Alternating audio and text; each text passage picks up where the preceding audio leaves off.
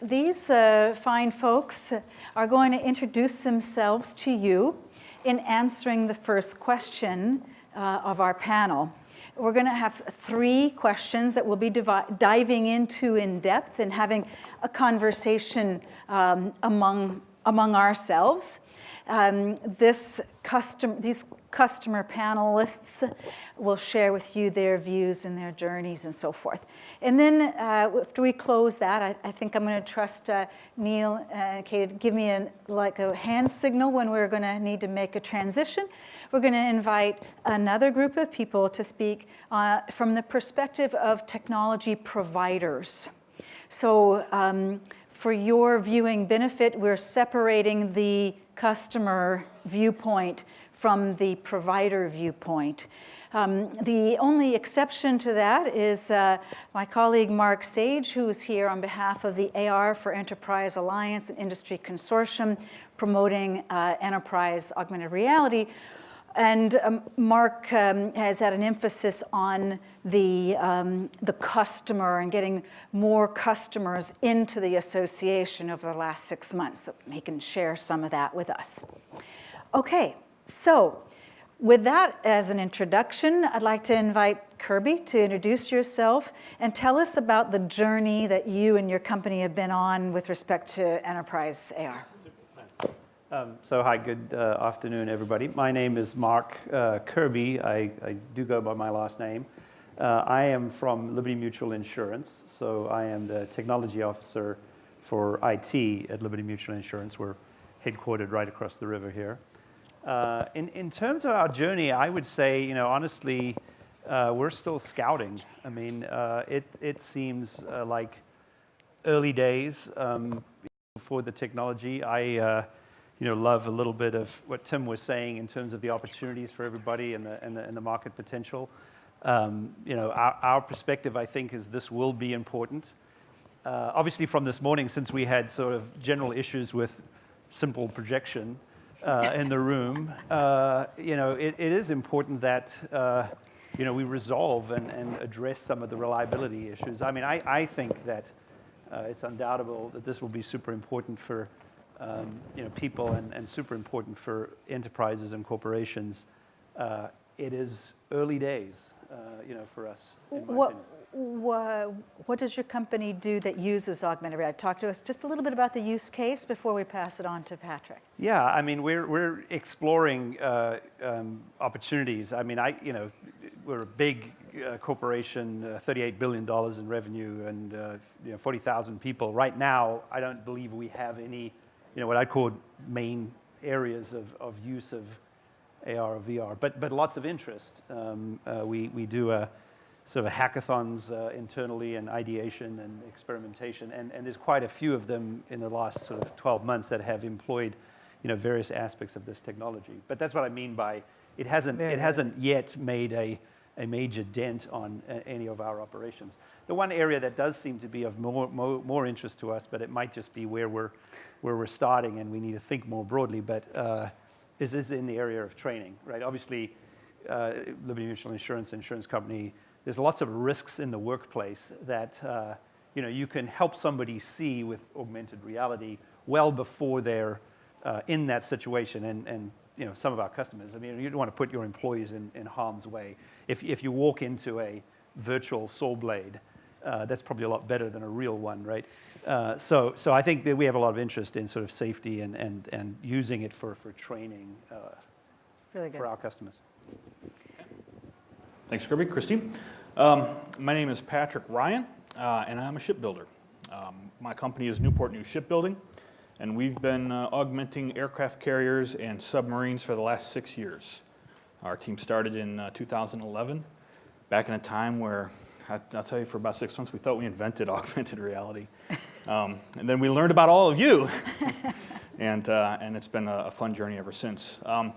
We fielded about 60 pilot projects into the shipyard over the past 6 years. We are on our second full-scale deployment of augmented reality right now, really exciting stuff. I'll be talking a little bit about more of that more in a later session today. Mm-hmm. But what about the journey? How did your team grow? Yeah, well, it was grassroots, right? It wasn't some mandate from above. There's enthusiasts that got interested in the technology, myself among them, and said, this is going to change everything about what we do. This is going to change how people interact with design intent, and it's going to change how we put skilled craftsmen to work every day. And it's going to attack the waste of reading paper documentation. So we went about proving that, and we started with pilots. So you go and you spend a couple of weeks putting together a little pilot project, and you give it to a shipbuilder, and he does something, and he saves 35% of his time. And then we take that to the next level, the next level, the next level. And it grows, and it grows, and then you get adoption, and then the enterprise architects step in and said, now how in the heck are we going to take these little pilot projects and make them part of the corporation? And trying to clear that hurdle today. And you do that by big-scale rollouts. And Perfect. One bite at a time. That's how you eat the elephant, right? Eat the elephant. Okay, good luck with that in your aircraft carrier. I remember the first time I spoke with you about it, you said we basically put together floating cities. That's right. Yeah. And there's road signs, and there's millions of people, wires. 3 square a day. Exactly. Airport. Exactly. So fleets of ships, I spoke about that. So, David Allen Smith, tell us about your perspective. You're here today. So I actually was at Lockheed Martin till about a year and a half ago, working on VR, AR technologies that we spun off into another company. And that actually is a story in itself, but what I really want to talk about there is the effort that we had at Lockheed. Lockheed's an interesting place. I mean, on the one hand, they're kind of beyond early adopter in that they actually create technologies, and particularly in the AR side, where they have an entire platform called the F-35 that is dependent upon it. On the other side, they tend to be far more conservative. You think this defense contractor is really going to go out there and invent new technologies, but the reality is they're extraordinarily conservative in a way, perhaps even more so than traditional businesses are. And there's many good reasons for that. The kind of oversight that they have, as you can witness recently, is extraordinary. So they have an absolute, it's essential that they be successful in what they do. And this actually taught me a lot about how organizations work and the kind of the challenges that we have with these new technologies. I like to think of it as organization, the term organism have the same root, and in truth, organizations are organisms, and new technologies tend to be treated as diseases. I think about it this way: is that organization gets extraordinarily efficient at doing what it does. Any kind of change to that hurts the organization. That's truth. That's real. There's a cost. And so when you have a new technology that comes along, organizations, the antibodies sort of come out to kind of stop it. And that's actually always true for your body as well, except for one situation, which is not a disease, but sort of takes the same kinds of energy and resources away from the body, which is a baby. So the trick is, how do you explain to the organization that it's not cancer, it's actually a baby? And of course, they don't quite get that. But I think that's really important to understand that that's your challenge. Dan Bricklin gave a talk earlier today. He said, these technologies can't have an impact unless you have like 100-fold return on what you put into it when you compare it to other technologies that already exist. And that's very true. You imagine doing maintenance where you get a 30% increase in productivity. That's simply nowhere near enough for people to make a big transition over to that, even though over long term it's going to be extraordinarily beneficial. The problem is that conservatism that is inbred into an organization is very, very hard to get past. And that was very, very clear while we were there. That doesn't mean it's impossible, but it does mean it's very, very, very hard. And the return on the investment, or that 100x return, is going to be an essential thing, which is why the killer apps are so important for this, because they essentially open the hole in the organization that allows all the other cool stuff to happen. So was the F-35 project the hole that opened it? It's such a specialized niche. You can't reuse that head mount for doing maintenance. It's extraordinarily specialized, extraordinarily expensive as well. It's probably I wouldn't be surprised if it isn't the most expensive head mount in the world.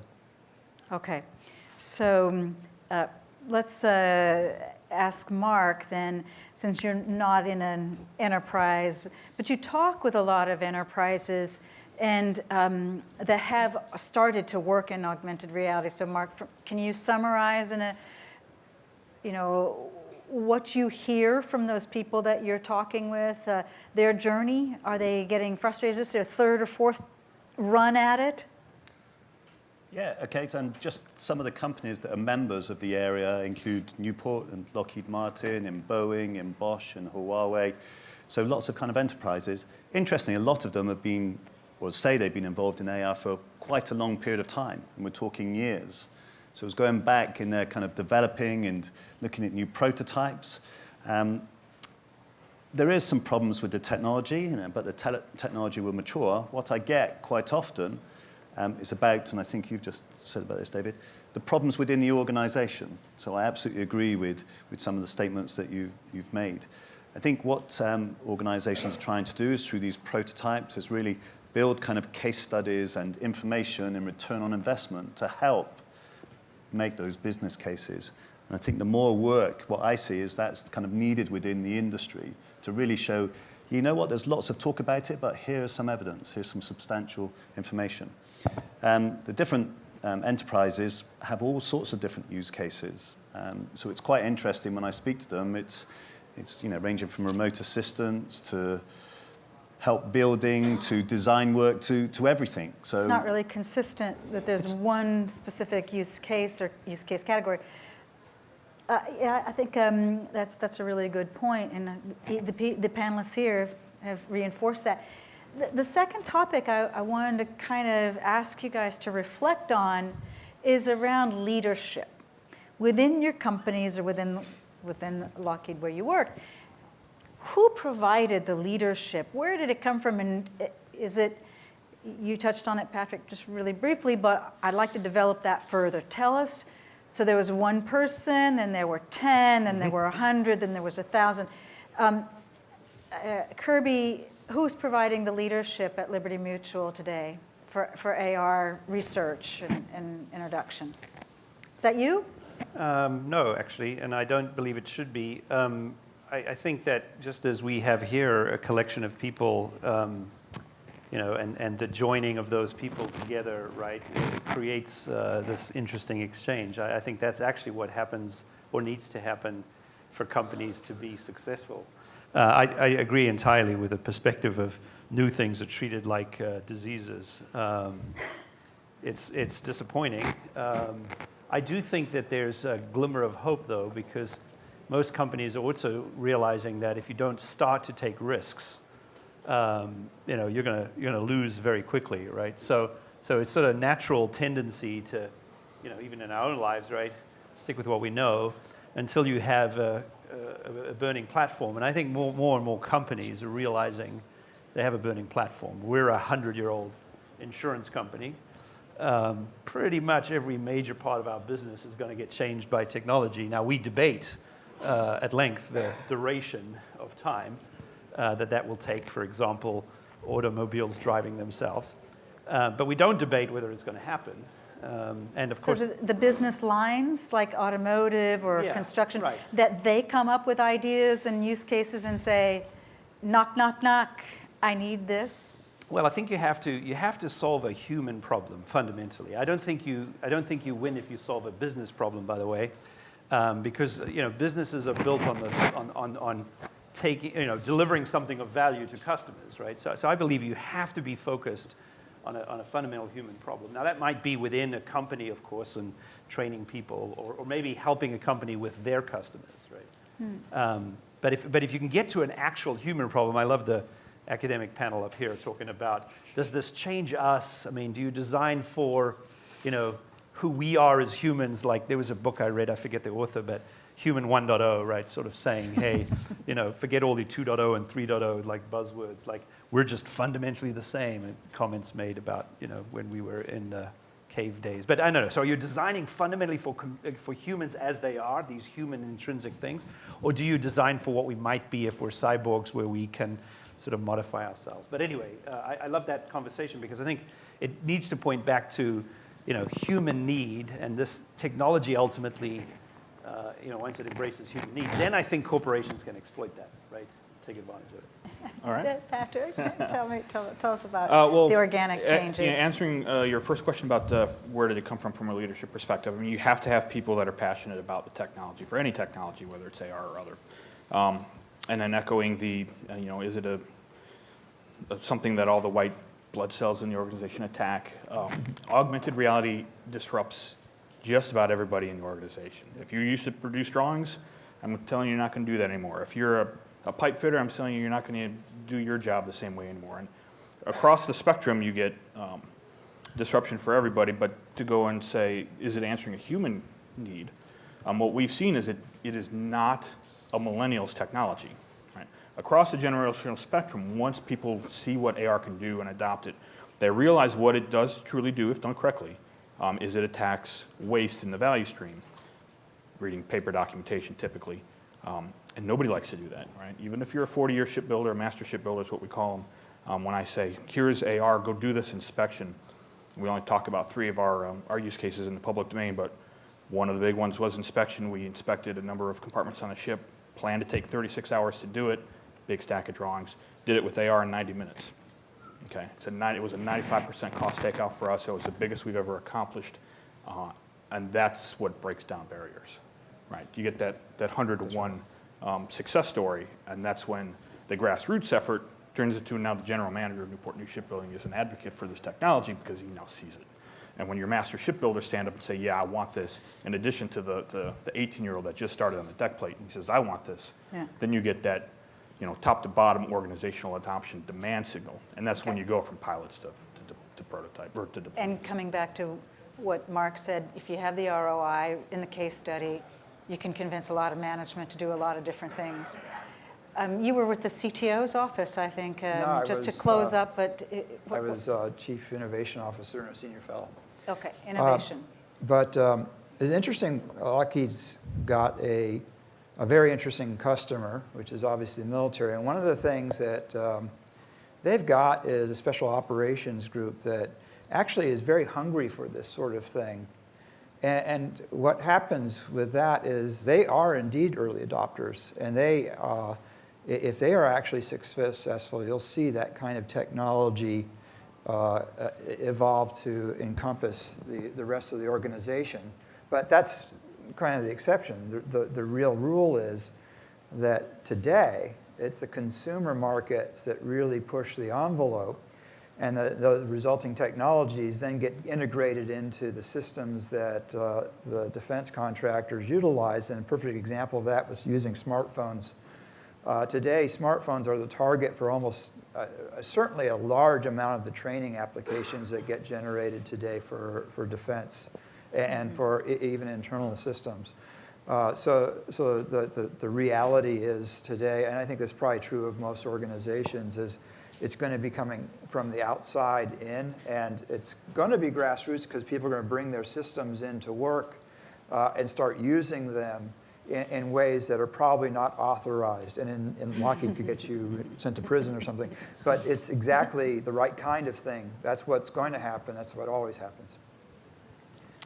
And just quickly, when I'm trying to speak to enterprises or the customers, it would be great to speak to the business unit or the business managers. But actually, when it comes to AR, it's always the kind of innovation or somewhere within the technology field.